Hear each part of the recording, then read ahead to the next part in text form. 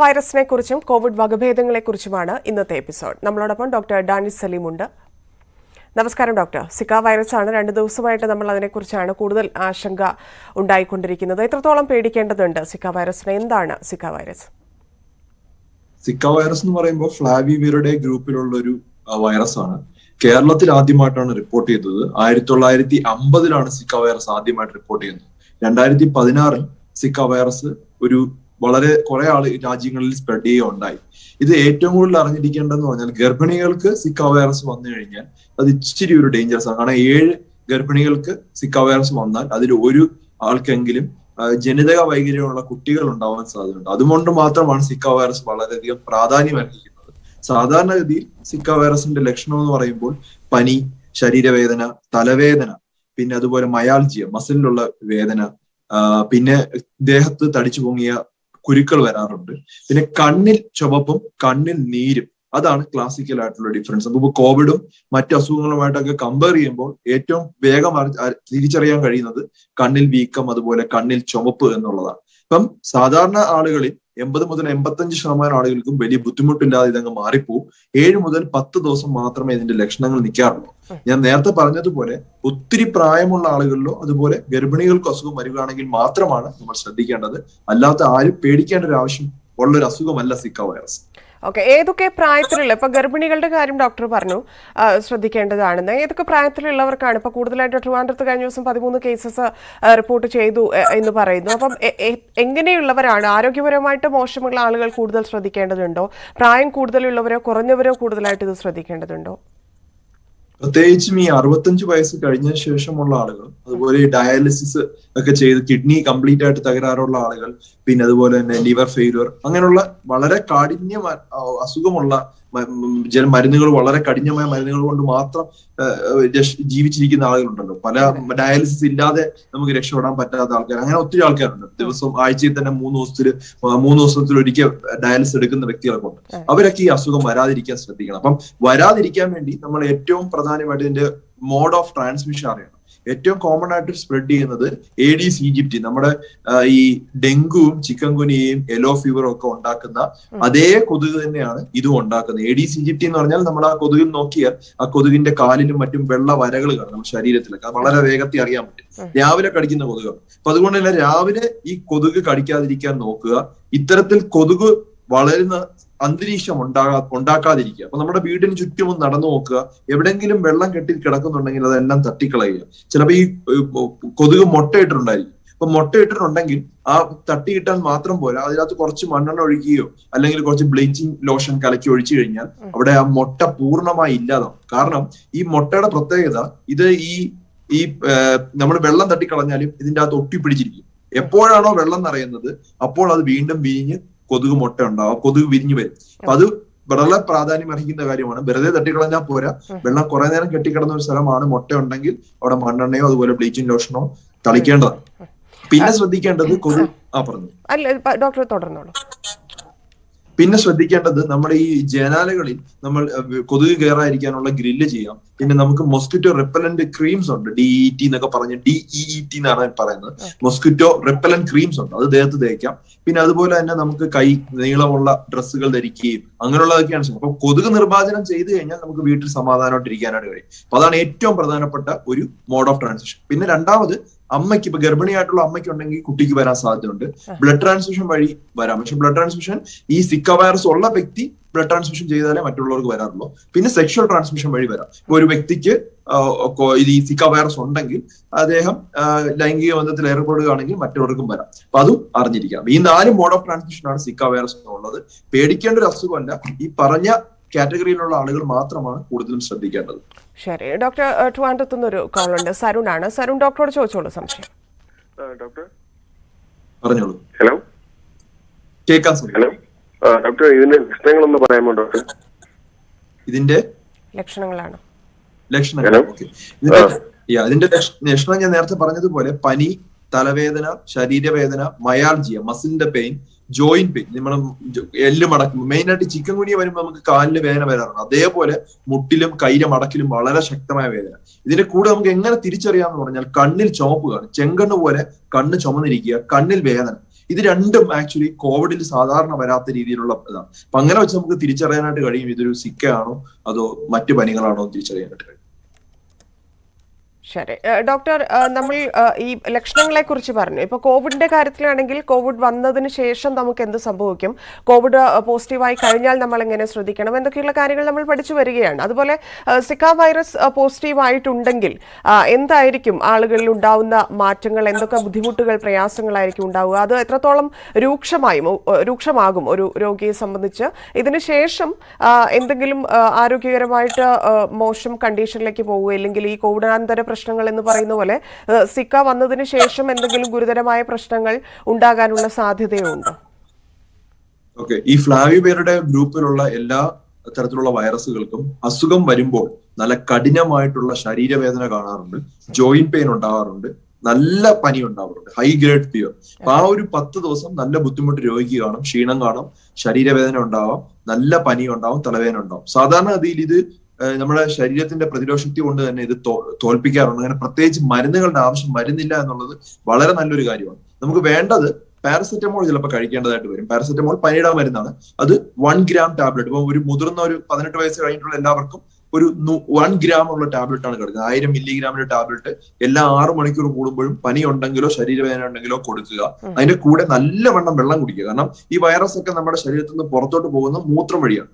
ധാരാളം വെള്ളം കുടിക്കുക, നല്ലോണം ഉറങ്ങുക, നല്ല ഫ്രൂട്ട്സ് ഉള്ള ആഹാരങ്ങൾ കഴിക്കുക എന്നുള്ളത് തന്നെയാണ് ഈ ഇത്തരത്തിലുള്ള ചെറിയ വൈറൽ അസുഖം വരുമ്പോൾ നമ്മൾ ചെയ്യേണ്ട കാര്യങ്ങൾ. അല്ലാതെ പ്രത്യേകിച്ച് ഒരു ആന്റി വൈറൽ മരുന്നോ അല്ലെങ്കിൽ വേറൊരു മരുന്നോ ഒന്നും കഴിക്കേണ്ട ആവശ്യം ഇവിടെ ഇല്ല, ഒട്ടുമില്ല. പിന്നെ പാരസെറ്റമോൾ അലർജി ഉള്ളവർക്ക് നമുക്ക് നോൺ സ്റ്റീറോയിഡൽ ആന്റി ഇൻഫ്ലമേറ്ററി ഈ ഐബുപ്രോഫിൻ, ഡൈക്ലോഫിനാക് പോലുള്ള മരുന്നുകളുണ്ട്. അത് ഡോക്ടറോട് ചോദിച്ചിട്ട് മാത്രമേ കഴിക്കാവൂ. പിന്നെ കൊച്ചു കുട്ടികളുടെ ഡോസ് എന്ന് പറഞ്ഞാൽ 15 മില്ലിഗ്രാം പെർ കിലോഗ്രാം ആണ്.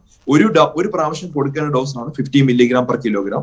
അങ്ങനെ നമുക്ക് ഒരു ദിവസം 4 നേരം കൊടുക്കാം.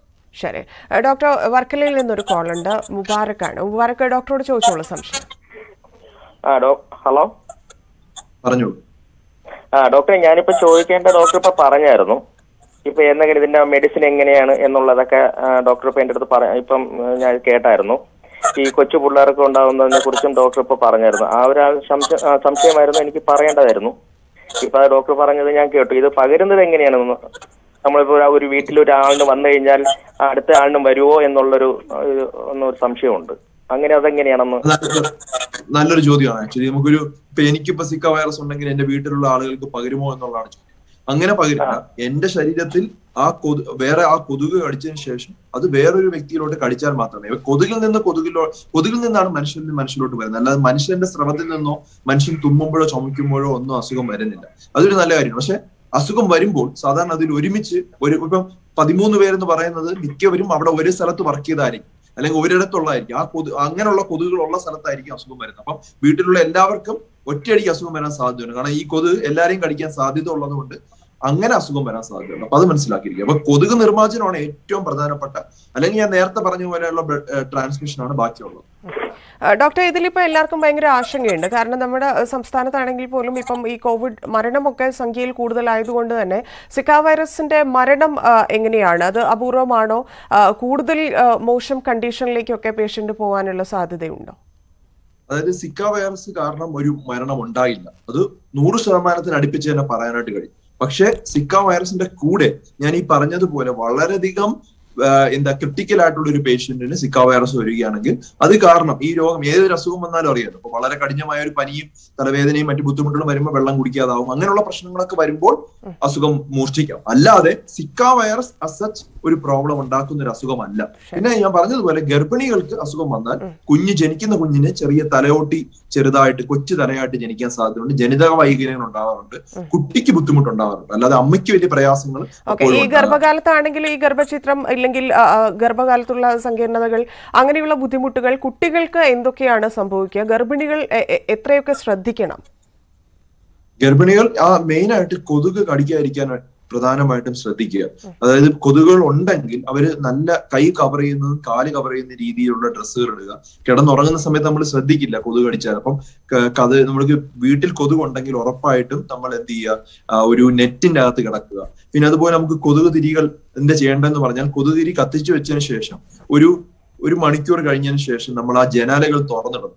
ജനാല തുറന്നിടുമ്പോൾ ആ മണം കാരണം സഫോക്കേറ്റ് ചെയ്തിരിക്കുകയാണ് ഈ കൊതുക്. ആ കൊതുക് പുറത്തോട്ട് പോകും. അപ്പൊ ഈ കൊതുക് തിരി കാരണം ഒരിക്കലും കൊതുക് മരിക്കുന്നില്ല എന്ന് മനസ്സിലാക്കണം. അത് പലരുടെയും തെറ്റായിട്ടുള്ള ധാരണയാണ്. അത് മരിക്കില്ല. അത് നമ്മളെ കൊതുകിനെ ആ ഇറിറ്റേഷൻ ഉണ്ടാക്കിയാണ്. അപ്പൊ കൊതുക് പുറത്തോട്ട് പോകണം. അപ്പൊ അതുകൊണ്ട് ആ ഒരു മണിക്കൂർ ആ റൂം ഒരു സ്മെല്ല് വന്നു കഴിഞ്ഞാൽ ഉടനെ തന്നെ ജനാലകൾ തുറന്നിട്ട് കഴിഞ്ഞാൽ കൊതുക് പുറത്തോട്ട് പോകും. അപ്പൊ കൊതുക് അകത്തോട്ട് വരൂല്ല. കാരണം അകത്തോട്ട് വരുന്ന കൊതുകിന് ആ മണം കിട്ടുമ്പോൾ അത് അകത്തോട്ട് കയറില്ല. അപ്പൊ ആ ഒരു 15 മിനിറ്റോളം 20 മിനിറ്റോളം നമുക്ക് ജനാലകൾ തുറന്നിട്ട് കഴിഞ്ഞാൽ ഈ കൊതുക് പുറത്തോട്ട് പോകും.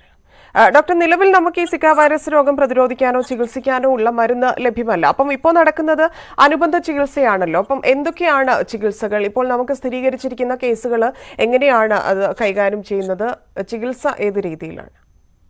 നമുക്ക് ഒരു രോഗത്തിന് ചികിത്സ ഇല്ല എന്ന് പറയാനായിട്ട് കഴിയില്ല. ഇപ്പം കോവിഡ് ആണെങ്കിൽ പോലും നമുക്ക് ഡെഫിനിറ്റീവ് ആയിട്ട് കോവിഡ് മാറ്റാനുള്ള മരുന്നില്ലെങ്കിൽ പോലും നമുക്ക് സപ്പോർട്ടീവ് മാനേജ്മെന്റ് ചെയ്ത് കഴിഞ്ഞാൽ പല രോഗികളെയും രക്ഷിക്കാനായിട്ട് കഴിയും. ഇപ്പൊ നമുക്ക് വരുന്ന കോവിഡ് രോഗികളാണെങ്കിൽ പോലും വളരെ ക്രിട്ടിക്കലായിട്ട് ഓക്സിജൻ എടുക്കാൻ വരാത്ത രോഗിക്ക് നമ്മൾ ഓക്സിജൻ കൊടുക്കുകയും അല്ലെങ്കിൽ അവരുടെ ശ്വാസകോശത്തിന്റെ ആ കഫം ക്ലിയർ അല്ലെങ്കിൽ ആ ഒരു സെക്രീഷൻ ക്ലിയർ ആവാനുള്ള മരുന്നുകൾ കൊടുത്ത് അങ്ങനെയാണ് രോഗിയെ രക്ഷപ്പെടുത്തുന്നത്. അതുപോലെ തന്നെ സിക്ക വൈറസ് വരുന്ന സമയത്തും സപ്പോർട്ടീവ് മാനേജ്മെന്റ് ഉണ്ട്.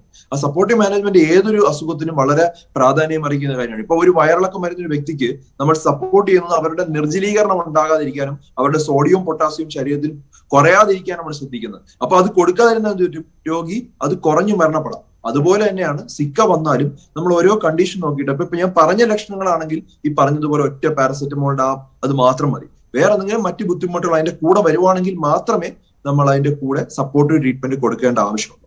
ഓക്കെ, ഈ ഭക്ഷണത്തിന്റെ കാര്യത്തിലും നമ്മുടെ നിത്യജീവിതത്തിലും വരുത്തേണ്ട മാറ്റങ്ങൾ, കാരണം പ്രത്യേകിച്ച് ഈ ഗർഭിണികൾ ശ്രദ്ധിക്കേണ്ട കാര്യങ്ങൾ, അതുപോലെ രോഗം ഇപ്പോൾ സ്ഥിരീകരിച്ചിരിക്കുന്ന ആ ചുറ്റുപാടിലുള്ള ആൾക്കാർ എത്രത്തോളം ശ്രദ്ധിക്കണം, എന്തൊക്കെ കാര്യങ്ങളിലാണ് കൂടുതലായിട്ട് ശ്രദ്ധ വേണ്ടത്? ആദ്യം പറഞ്ഞതുപോലെ തന്നെയാണ് കൊതുക് വഴിയാണ് ഇത് കൂടുതലും സ്പ്രെഡ് ചെയ്യുന്നത്. അതൊരു വളരെ വേഗത്തിൽ കൊതുകിന് സ്പ്രെഡ് ചെയ്യാനായിട്ട് കഴിയും. ഒരു ഏരിയയിൽ റിപ്പോർട്ട് ചെയ്തിട്ടുണ്ടെങ്കിൽ നമ്മൾ നിർബന്ധമായിട്ടും നമ്മുടെ വീടിന് ചുറ്റും, അത് പല സ്ഥലങ്ങളിലാവും. അപ്പം ചെടിച്ചട്ടി വെച്ചെടുക്കുന്നതിന്റെ ചുറ്റിന് നമുക്ക് വെള്ളം കെട്ടിക്കിടക്കാം. നമ്മൾ ഈ റബ്ബർ ടാപ്പ് ചെയ്യുന്നതിന്റെ ഈ ചിരട്ടയ്ക്കകത്ത് വെള്ളം കെട്ടിക്കിടക്കാം. അതുപോലെ അടപ്പ് ഏതെങ്കിലും ചിലപ്പോൾ നമ്മൾ വെറുതെ അലക്ഷ്യമായിട്ട് കളയുന്ന അടപ്പിൽ പോലും വെള്ളം കെട്ടി കിടന്നാൽ അതിൻ്റെ അകത്ത് കൊതുക് മുട്ടയിട്ട് പെരുകാൻ സാധ്യതയുണ്ട്. ഇത് മിക്കവാറും ശുദ്ധജലത്തിലാണ് ഇതുപോലുള്ള കൊതുക് മുട്ടയിടുന്നത്. അപ്പം നമ്മൾ ഒരിക്കലും ശ്രദ്ധിക്കില്ല. പിന്നെ അതുപോലെ എവിടെയെങ്കിലും ബാത്റൂമിന്റെ കുഴലുകളോ പൈപ്പുകളോ ഇതിലെല്ലാം നമ്മൾ ജസ്റ്റ് ഒന്ന് ടയറുകളൊക്കെ വീടിന് ചുറ്റുമൊക്കെ വെളിയിൽ വെക്കാറുണ്ട്. അപ്പൊ വെളിയിലൊന്ന് ചെറുതായി നടന്നു നോക്കുക. എല്ലാ ദിവസവും രാവിലെ എഴുന്നേൽക്കുമ്പോൾ ഒന്ന് പുറത്തൊന്ന് ചെറ്റി നടന്നു നോക്കുക. അവിടെ എവിടെയെങ്കിലും വെള്ളം കെട്ടി കിടക്കുന്നുണ്ടെങ്കിൽ ഞാൻ പറഞ്ഞതുപോലെ അത് കംപ്ലീറ്റ് എടുത്തു കളയുകയും ആ ബ്ലീച്ചിങ് ലോഷനോ മണ്ണെണ്ണയോ ഒഴിച്ച് അത് ക്ലീൻ ചെയ്ത് കഴിഞ്ഞാലുള്ള ഗുണം പിന്നെ അതിൻ്റെ അത് മുട്ട ഉണ്ടെങ്കിൽ പോലും അത് വിരിയില്ല. അപ്പൊ അത് നിർബന്ധമായിട്ട് ശ്രദ്ധിക്കുക. വീട്ടിന്റെ അകത്ത് കൊതുക് കയറാതിരിക്കാൻ നോക്കുക. അതാണ് ഏറ്റവും പ്രധാനപ്പെട്ട ഗർഭിണികൾ ശ്രദ്ധിക്കേണ്ടത്. ആഹാര രീതികൾ നമ്മൾ സാധാരണ രീതിയിൽ കഴിക്കുന്നത് പോലെ നല്ല പോഷക മൂല്യമുള്ള ആഹാരം തന്നെ കഴിക്കുക, നല്ലവണ്ണം വെള്ളം കുടിക്കുക. ഇതാണ് ഇതിന് ഈ ഒരു അസുഖത്തിന് ഇതൊരു ചെറിയൊരു വൈറൽ ഇൽനെസ് ആണ്. അമിതമായി പേടിക്കേണ്ട ഒരു ആവശ്യമില്ല. ഓക്കെ ഡോക്ടർ, ഇതുമായിട്ട് കോവിഡ് കണക്ട് ചെയ്യുമ്പോൾ ഇപ്പം സിക്ക വൈറസ് ബാധിച്ചയാൾക്ക് കോവിഡ് വരികയാണെങ്കിൽ അല്ലെങ്കിൽ കോവിഡ് ഉള്ള ആൾക്ക് സിക്ക വൈറസ് സ്ഥിരീകരിക്കുകയാണെങ്കിൽ ഉണ്ടാകുന്ന കോംപ്ലിക്കേഷൻസ് എന്തൊക്കെയാണ്? അത് എത്രത്തോളം ബുദ്ധിമുട്ടുണ്ടാക്കും? നമുക്കൊരു ശരീരത്തിന് ഒരു അസുഖം ഉള്ള സമയത്ത് വേറൊരു അസുഖം വരാതിരിക്കാനാണ് മാക്സിമം നോക്കേണ്ടത്. കാരണം അല്ലെങ്കിൽ നമ്മുടെ ശരീരം ഓൾറെഡി നമ്മുടെ ഈ ഒരു പ്രതിരോധ ശക്തി ഈ അസുഖത്തിനെതിരെ ഫൈറ്റ് ചെയ്തുകൊണ്ടിരിക്കുകയാണ്. അപ്പൊ അതുകൊണ്ട് നമ്മൾ മറ്റൊരു അസുഖം വരാതിരിക്കാൻ മാക്സിമം നോക്കണം. കാരണം അല്ലെങ്കിൽ ശരീരം വളരെ ടയർഡായി.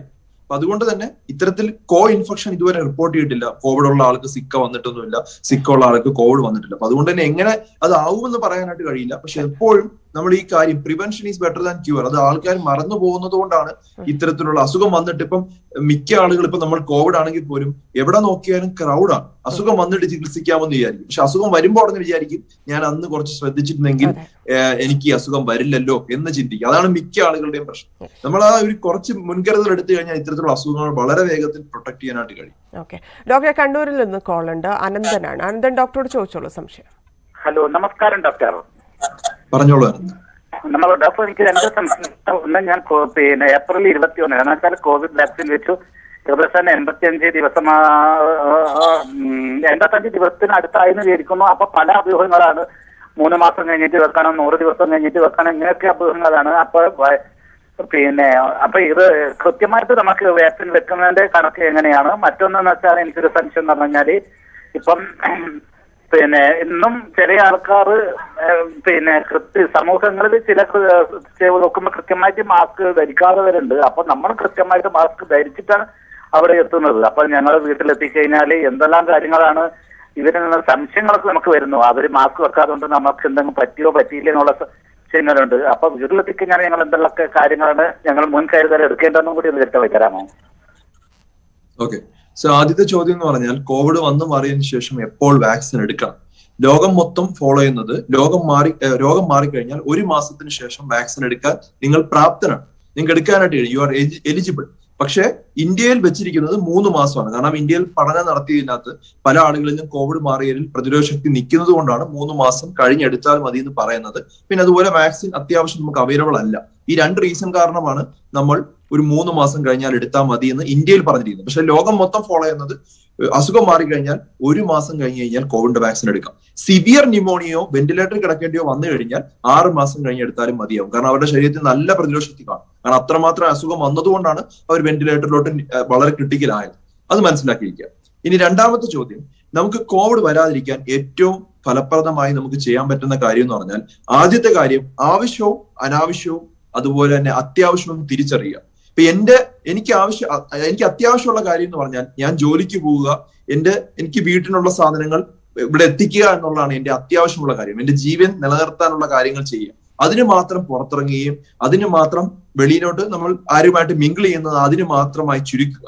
ചിലപ്പോൾ ആവശ്യങ്ങളുണ്ടാവും. എനിക്ക് ആവശ്യം എന്ന് പറഞ്ഞാൽ ഇപ്പൊ എനിക്ക് ഇന്നലെ തന്നെ ഒരു കടയിൽ പോയി ഒരു സാധനം വാങ്ങിക്കണമെങ്കിൽ എനിക്ക് എന്ത് ചെയ്യാം? വേണമെങ്കിൽ ഓൺലൈൻ വഴി വിളിച്ചു പറയാം, അല്ലെങ്കിൽ ഏതെങ്കിലും ഒരു വ്യക്തിയോട് അത് ഇവിടെ കൊണ്ടുതരാമോ എന്ന് ചോദിക്കാം. അങ്ങനെ കൊണ്ടുവന്നാൽ നമുക്ക് പുറത്തോട്ട് ഇറങ്ങാം, വേറെ ആയിട്ട് മിക്സ് ചെയ്യുന്നില്ല.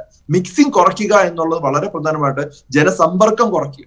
ഇനി അനാവശ്യം എന്ന് പറഞ്ഞാൽ വേറൊരാളുടെ വീട്ടിൽ വിസിറ്റിന് പോവുക, വേറൊരാളുടെ വീട്ടിൽ ഇപ്പോൾ നമ്മൾ സംസാരിക്കാനായിട്ട് പോവുക. അതിന് വേണ്ടി നമുക്ക് ഫോണുണ്ട്, ഓൺലൈൻ മീഡിയ ഉണ്ട്, അത് ഉപയോഗിക്കുക. ഇതാണ് ആദ്യത്തെ പ്രിവെന്റീവ് സ്ട്രാറ്റജി. രണ്ടാമത്തത് അടഞ്ഞ മുറികളിൽ ഒരു കാരണവശാലും നിങ്ങൾ അകപ്പെടാതിരിക്കാൻ നോക്കുക. ഇപ്പം അടഞ്ഞ മുറിയുന്ന പ്രശ്നം ഞാൻ മാസ്ക് ഇട്ടാൽ പോലും നിങ്ങൾക്ക് ആ അന്തരീക്ഷത്തിൽ വൈറസ് നിൽക്കാൻ സാധ്യതയുണ്ട്.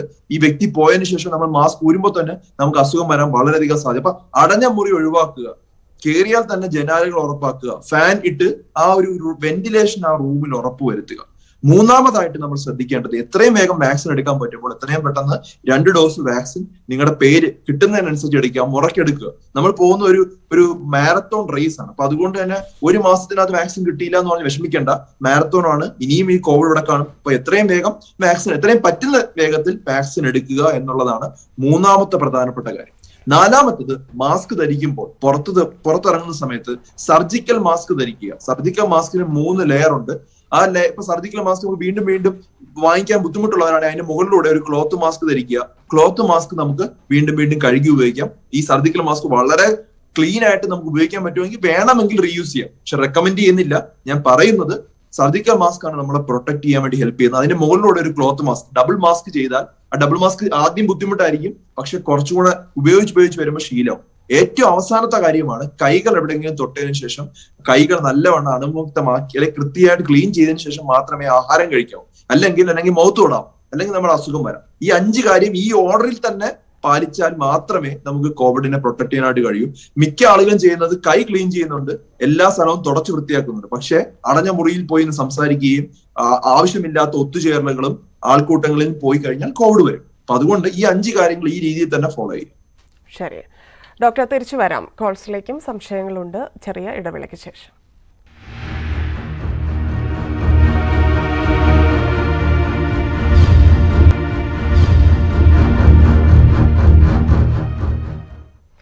സിക്ക വൈറസിനെ കുറിച്ചും കോവിഡ് വകഭേദങ്ങളെ കുറിച്ചുമാണ് ഇന്നത്തെ എപ്പിസോഡ്. ഡോക്ടർ ഡാനിഷ് സലീമാണ് നമ്മളോടൊപ്പം ഉള്ളത്. ഡോക്ടർ, ഈ കോവിഡ് വകഭേദങ്ങൾ അതിനെക്കുറിച്ചൊന്ന് വിശദീകരിക്കാമോ?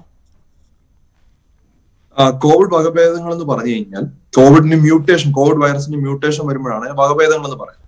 അതായത് ഒരു കോവിഡ് വൈറസിന്റെ അകത്ത് ഏകദേശം 30,000 പ്രോട്ടീനുകൾ അല്ലെങ്കിൽ ന്യൂക്ലിയോടൈഡ് ചേർന്നിട്ടാണ് അതിന്റെ അകത്തുള്ളത്. അപ്പൊ ഈ പ്രോട്ടീനുകൾ സ്ഥലം മാറിക്കഴിഞ്ഞാൽ അതിന് സ്വഭാവം വ്യത്യാസം വരാം, അതുപോലെ തന്നെ വാക്സിന്റെ എഫക്റ്റീവ്നെസ്സിന് വ്യത്യാസം വരാം, സ്പ്രെഡിന് വ്യത്യാസം വരാം. അപ്പൊ അതിനനുസരിച്ച് ലോകാരോഗ്യ സംഘടന ഇത്തരത്തിൽ മ്യൂട്ടേഷൻ സംഭവിക്കുന്ന കോവിഡ് വൈറസിനെ നമ്മൾ 2 ആയിട്ട് തരംതിരിച്ചിട്ടുണ്ട്. വേരിയന്റ് ഓഫ് ഇൻട്രസ്റ്റും variant of concern. Variant of concern എന്ന് പറഞ്ഞു കഴിഞ്ഞാൽ നമുക്ക് വൈറസ് വ്യാപനം കൂടുക, അതുപോലെ വിർലന്റ് ആകുക, കൂടുതൽ പവർഫുൾ ആകുക, അതുപോലെ വാക്സിൻ എഫക്റ്റീവ് ആകാതിരിക്കുക. ഈ 3 ഒരുമിച്ച് വരികയാണെങ്കിലാണ് വേരിയന്റ് ഓഫ് കൺസേൺ എന്ന് പറയുന്നത്. അങ്ങനെ വേരിയന്റ് ഓഫ് കൺസേൺ 4 വേരിയന്റ്സിനാണ് ഇപ്പോൾ പെട്ടിരിക്കുന്നത്. Alpha, beta, gamma, delta. Alpha 1ന്റെ പേര് B117 എന്നുള്ള ഒരു പേരാണ്. ഡിസംബറിൽ UK-യിലാണ് അത് ആദ്യം റിപ്പോർട്ട് ചെയ്തത്. ബീറ്റ എന്നുള്ളത് B1351 ആണ്. അതും ഡിസംബറിൽ സൗത്ത് ആഫ്രിക്കയിലാണ് ആദ്യം റിപ്പോർട്ട് ചെയ്തത്. ഗാമ എന്ന് പറയുമ്പോൾ P1 ജാനുവരിയിൽ ബ്രസീലിലാണ് റിപ്പോർട്ട് ചെയ്തത്. ഡെൽറ്റ എന്ന് പറയുമ്പോൾ B1617.2 ആണ്. അത് മെയ്യിൽ ഇന്ത്യയിലാണ് റിപ്പോർട്ട് ചെയ്തത്. ഈ B1617 മൂന്നെണ്ണം ഉണ്ട്. ഡെൽറ്റ എന്ന് വിളിക്കുന്നത് B1617.2 ആണ്.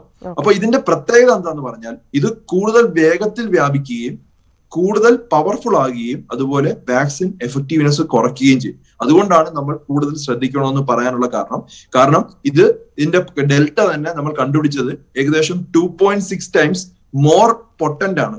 ആളുകളിലോട്ട് പകരാനുള്ള സ്പീഡും കൂടുതലാണ്. അതുപോലെ ഹോസ്പിറ്റലൈസേഷൻ 2.5% കൂടുതൽ ആളുകൾ. ഇപ്പം സാധാരണ ഒരു വേരിയന്റ് വരുന്നതും ഡെൽറ്റ വേരിയന്റ് വന്നാൽ 2.5% നമുക്ക് അഡ്മിറ്റ് ആകാനുള്ള സാധ്യത കൂടുതലാണ്. അതുപോലെ തന്നെ 40% ട്രാൻസ്മിസിബിൾ, അതായത് ആളുകളിലോട്ട് സ്പ്രെഡ് ആവുന്ന സ്പീഡും കൂടി. പണ്ട് നമുക്ക് 3 ആളുകളിലോട്ട് സ്പ്രെഡ് ആവുകയാണെങ്കിൽ ഡെൽറ്റ ഏകദേശം 6 മുതൽ 8 ആളുകളിലോട്ട് സ്പ്രെഡ് ആവുന്നുണ്ട്. ഇതൊക്കെയാണ് ഇതിന്റെ വ്യത്യാസങ്ങൾ. പുതുതായിട്ട് ഇപ്പൊ ലാംഡയും കൂടെ വന്നിട്ടുണ്ട്. ലാംഡ എപ്പോഴും വേരിയന്റ് ഓഫ് ഇൻട്രസ്റ്റ് ആണ്. അത്രയും സ്പീഡ് വേഗത്തില്ല. പക്ഷെ 30 രാജ്യങ്ങളിൽ ഇപ്പോ ലാംഡ സ്പ്രെഡ് ആയിരിക്കുകയാണ്. അപ്പൊ അതിനെ കുറിച്ച് നിങ്ങൾ അറിഞ്ഞപ്പം വേരിയന്റ് അറിയേണ്ട ആവശ്യമില്ല. നേരത്തെ പറഞ്ഞ ആ 5 പ്രിക്കോഷൻസ് തന്നെയാണ് നമ്മൾ കൂടുതൽ എടുക്കേണ്ടത്. ഓക്കെ ഡോക്ടർ, കണ്ണൂരിൽ നിന്ന് അടുത്ത കോൾ ലിൻഷിയാണ്. ലിൻഷി ഡോക്ടറോട് ചോദിച്ചോളൂ സംശയം. ഹലോ പറഞ്ഞോളൂ. ഹലോ സാർ, എനിക്ക് ഇപ്പൊ കോവിഡ് പോസിറ്റീവ് ആണ്. എന്റെ ഹസ്ബൻഡിന്റെ അമ്മയ്ക്കും പനിയുണ്ടായിരുന്നു ആദ്യം. എന്നിട്ട് അവർക്ക് ഒരു 3-4 ദിവസം ആയപ്പോ എന്റെ മോന് പനിച്ചു. 1 വയസ്സ് 9 മാസേ ഉള്ളൂ പ്രായം. എന്റെ ഹോസ്പിറ്റലിൽ പോയി മരുന്നൊക്കെ കൊടുത്തേ പിന്നെ പനി മാറി. അത് കഴിഞ്ഞ് 2ാമത്തെ ദിവസം എനിക്ക് പനിക്കാൻ തുടങ്ങി. അപ്പം ടെസ്റ്റ് ചെയ്തപ്പോൾ പോസിറ്റീവാ കാണിക്കുന്നത്. നമ്മള് വീട്ടിൽ തന്നെ ഉള്ളത്. അപ്പൊ മോന് എന്തെങ്കിലും പ്രശ്നം ഉണ്ടാവുമെന്ന് അറിയാൻ വേണ്ടിട്ടാ വിളിച്ചത്.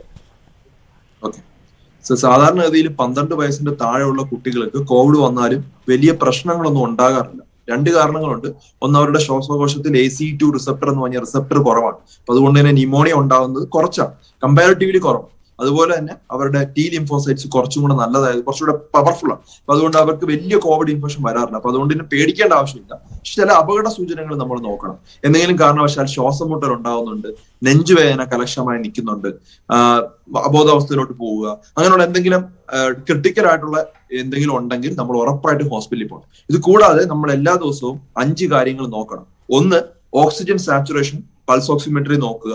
അത് 94% മുകളിലാണെങ്കിൽ നിങ്ങൾ പേടിക്കേണ്ട ആവശ്യമില്ല, നിങ്ങൾ സേഫ് ആണ്. അത് എത്ര ദിവസം നോക്കണം എന്ന് പറഞ്ഞാൽ എന്നാണോ രോഗം റിപ്പോർട്ട് ചെയ്തത് അടുത്ത 28 ദിവസം നോക്കുന്നതാണ് ഏറ്റവും നല്ലത്. ചിലപ്പോൾ അസുഖം 10 ദിവസം കൊണ്ട് മാറാം. നമ്മൾ കേട്ടിട്ടില്ലേ കോവിഡ് മാറിയതിനു ശേഷവും ബുദ്ധിമുട്ടുകൾ. അപ്പൊ അതുകൊണ്ട് അത് ഒഴിവാക്കാനായിട്ടാണ് 28 ദിവസങ്ങൾ നിങ്ങൾ ഈ പറയുന്ന കാര്യങ്ങൾ നോക്കുക. രണ്ടാമതായിട്ട് ഹൃദയമിടിപ്പിന്റെ റേറ്റ് നോക്കണം. അത് നമുക്ക് പൾസ് ഓക്സിമീറ്റർ തന്നെ കിട്ടും. ഇപ്പൊ മുതിർന്നവരാണെങ്കിൽ 125 മുകളിൽ നിൽക്കുന്നുണ്ടെങ്കിൽ അത് ഹോസ്പിറ്റലിൽ പോകേണ്ടതാണ്. മൂന്നാമതായിട്ട് നമ്മൾ കൈ ഇങ്ങനെ പ്രസ് ചെയ്തിട്ട് വിടുന്ന സമയത്ത് നമ്മൾ കൈ പ്രസ് ചെയ്യുമ്പോൾ അത് വിളറി വെളുക്കും. നമ്മൾ കൈ എടുക്കുമ്പോൾ അത് ചുമപ്പ് കളറിലോട്ട് മാറും. അത് എത്ര വേഗമാണ് ഫില്ല് ആവുന്നതെന്ന് നോക്കുക. നോർമലി അത് 2 സെക്കൻഡ് അകത്ത് ഫില്ല് ആയിരിക്കണം. ഇങ്ങനെ പ്രസ് ചെയ്തിട്ട് നമ്മൾ എടുക്കുമ്പോൾ 2 സെക്കൻഡ് അകത്ത് അത് റീഫിൽ ആയിട്ടുണ്ടെങ്കിൽ നോർമലാണ്. 2 സെക്കൻഡിൽ കൂടുതൽ ടൈം എടുക്കുന്നുണ്ടെങ്കിൽ അതിനർത്ഥം നിങ്ങളുടെ ഒരു ക്രിട്ടിക്കൽ സൈൻ ആണ്, ഉടനെ തന്നെ ഹോസ്പിറ്റലിൽ പോകണം. നാലാമതായിട്ട് നമ്മൾ കിടന്നതിന് ശേഷം നമ്മൾ വയർ എത്ര പ്രാവശ്യം പൊങ്ങുന്നുണ്ടെന്ന് നോക്കുക. ഇപ്പൊ 18 വയസ്സ് കഴിഞ്ഞുള്ള ഒരു വ്യക്തിയിൽ 30 പ്രാവശ്യത്തിൽ കൂടുതൽ നമ്മൾ വയർ മുകളിലോട്ടും താഴോട്ടും പൊങ്ങുന്നുണ്ടെങ്കിൽ 1 മിനിറ്റിൽ അത് ഒരു ഡേഞ്ചർ സൈൻ ആണ്, ഹോസ്പിറ്റലിൽ പോവുക. കുട്ടികൾക്ക് ചെറിയ വേരിയേഷൻ ഉണ്ട്. നമ്മളത് ഡീറ്റെയിൽ ആയിട്ട് പല വീഡിയോസിലും പണ്ട് പറഞ്ഞിട്ടുള്ളതാണ്. അത് ഓരോ പ്രായത്തിനും ഓരോ രീതിയിലാണ്. അപ്പൊ അത് വേറൊരു ദിവസം നമുക്ക് ഡീറ്റെയിൽ ആയിട്ട് ഞാൻ പറയാം. പക്ഷെ ഇതാണ് ഈ കാര്യങ്ങളാണ് നമ്മൾ കറക്റ്റ് ആയിട്ട് ശ്രദ്ധിക്കേണ്ടത്. ശരി ഡോക്ടർ. ഡോക്ടർ പറഞ്ഞതുപോലെ തന്നെ ഈ സിക്ക വൈറസിനെ കുറിച്ചാണ്, ഈ കോവിഡ് വകഭേദങ്ങളെ കുറിച്ചാണെങ്കിലും കൂടുതൽ സംസാരിക്കാനുണ്ട്. മറ്റൊരു എപ്പിസോഡിൽ വീണ്ടും കാണാം. വളരെ നന്ദി വന്നതിനും സംശയങ്ങൾക്ക് മറുപടി നൽകിയതിനും. സിക്ക വൈറസിനെ